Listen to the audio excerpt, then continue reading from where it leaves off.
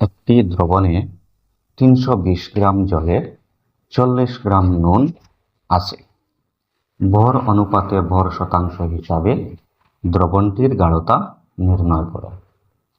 এখানে দেখো, এই যে জল, এটা হচ্ছে দ্রাবক এবং নুন হচ্ছে দ্রাব্য।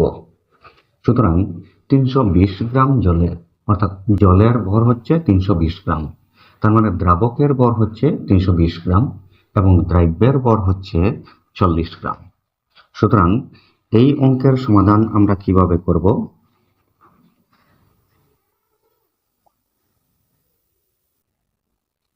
তো এখানে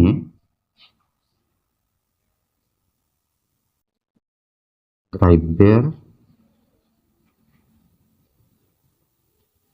ভর হচ্ছে 40 গ্রাম এবং দ্রাবকের ভর হচ্ছে 320 গ্রাম। সুতরাং এই দ্রাব্যের ভর এবং দ্রাবকের ভর মিলিয়ে হবে দ্রবণের ভর। মানে দ্রবণের দুইটা অনুপাত থাকে, একটা হচ্ছে দ্রাব্য, একটা হচ্ছে দ্রাবক। সুতরাং দ্রাব্যের ভর প্লাস দ্রাবকের ভর ইকুয়াল টু হবে দ্রবণের ভর। তাহলে আমরা এখান থেকে দ্রবণের ভর নির্ণয় করব। অতএব দ্রবণের ভর ইকুয়াল টু হবে দ্রাব্যের ভর প্লাস দ্রাবকের ভর। দ্রাবকের ভর, দ্রাব্যের ভর হচ্ছে 40 গ্রাম এবং দ্রাবকের ভর হচ্ছে 320 গ্রাম। প্লাস করলে হবে 360 গ্রাম।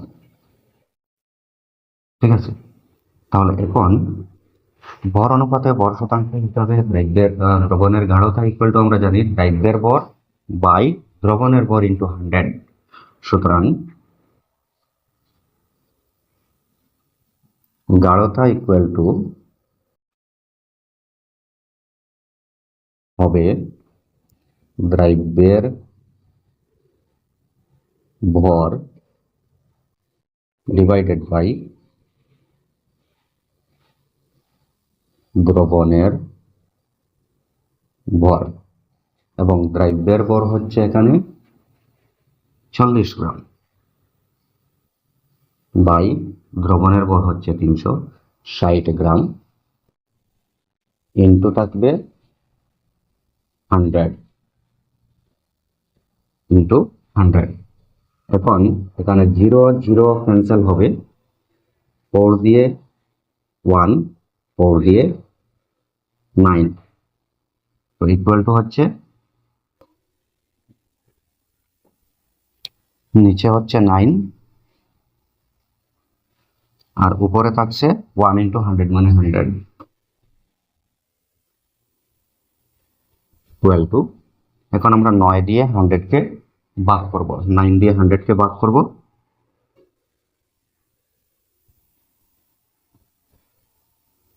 9 একে 9, মাইনাস করলে 1, আবার 0 আনলাম নিচে 10, আবার 9 একে 9, মাইনাস করলে 1। এখন নামানোর নেই, সুতরাং আমরা এখানে পয়েন্ট দিয়ে এখানে 0 দিয়ে দেব।